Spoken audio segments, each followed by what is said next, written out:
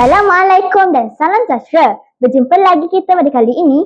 Saya Nurjani Zahra, pengacara anda bagi BBC Channel Sekolah Kebangsaan Seri Budiman.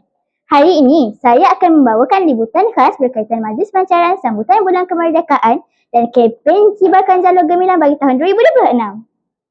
Majlis pelancaran ini telah dilaksanakan pada hari Ahad, 2 Ogos 2026 bertempat di Dewan Sebudi.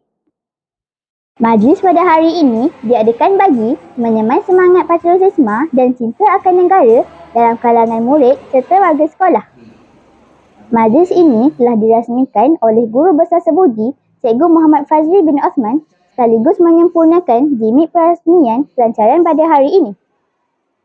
Jom sama-sama kita saksikan kemeriahan program pada hari ini. Bismillahirrahmanirrahim. Cikgu merastikan sambutan bulan kemerdekaan dan kempen kita jalur gemilang peringkat Sekolah Kebangsaan Seri Budiman. Sekian, terima kasih. Merdeka! Merdeka! Malaysia madani, rakyat disantuni, timur, barat, selatan dan utara. Malaysia madani, hai bersatu hati, kita semua sama Malaysia. Satu hati walau berbilang bangsa, kan bersama tawa naungannya. Satu jiwa tak kira apa warna, takkan ada yang membezakan kita. Selamanya Malaysia kita. Melayu, Cina, India, Iban, Kadasan kita sejiwa. Malaysia madani, rakyat disantuni, Timur, barat, selatan dan utara. Malaysia madani, hai bersatu hati, Kita semua sama Malaysia. Malaysia madani, rakyat disantuni, Satukan rasa demi negara. Malaysia madani, hai bersatu hati. Kita semua sama Malaysia.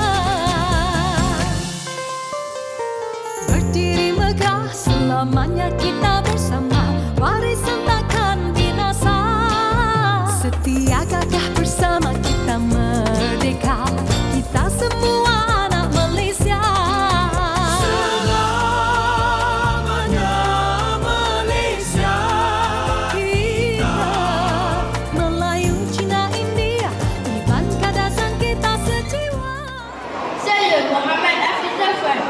Saya akan melakukan syair merdeka irama Tok Kenan. Bismillah mula pembuka kata kita ini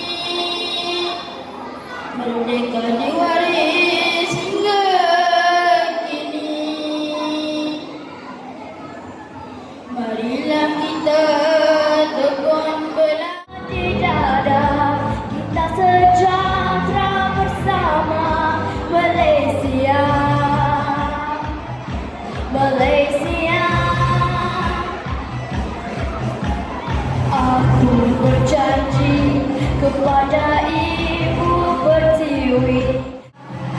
Malaysia. Malaysia. Sekian, terima kasih. Sekian sahaja liputan kita pada kali ini. Salam sayang dari saya, Nurjani Zahra. Sebelum itu, jangan lupa like, komen dan subscribe YouTube channel. Bye-bye!